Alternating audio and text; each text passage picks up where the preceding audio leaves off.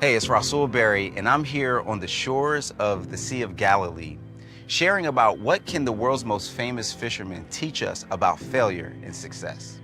Capernaum was a small fishing village at the time of Jesus when Simon Peter comes on the scene. He's fishing as he always does, and as Jesus walks by, he simply gives them this invitation: come follow me, and I'll make you fishers of men. At that moment, Simon Peter embarks on the journey of a lifetime. He begins to follow Jesus and experience all sorts of highlights and lowlights. One of the highlights is being one of the first to recognize that Jesus is the Messiah, the Son of the living God.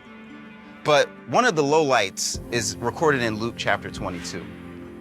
Jesus has just been arrested, and Peter decides to follow along just to see what's going to happen. At that moment, some people recognize Peter from his accent and say, hey, aren't you with him? And Peter denies it vehemently. After 3 years of friendship, after 3 years of partnership together, he says, I don't even know the man. At that moment, Jesus and Peter lock eyes, and Peter wept bitterly. And what happens when you fail so catastrophically? Well, Peter did what a lot of us do. He decided to go back to his old life. He decided to come back here and start fishing again. He thought it was over for him.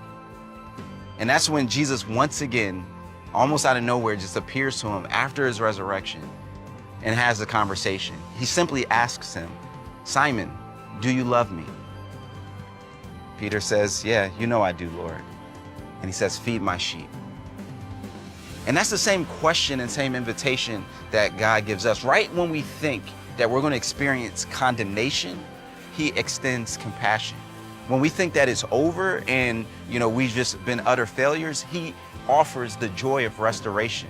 We know this is a message that Peter never forgot, because he ends up becoming the leader of the church. And then another time when he gets the opportunity to put himself on the line, he actually ends up giving his very life for the sake of Jesus. The question still remains, when I've blown it, Rasul, do you love me? Then feed my sheep. And it's the question he asks all of us in that moment of failure. Do we love him? And the answer still can remain, then feed my sheep.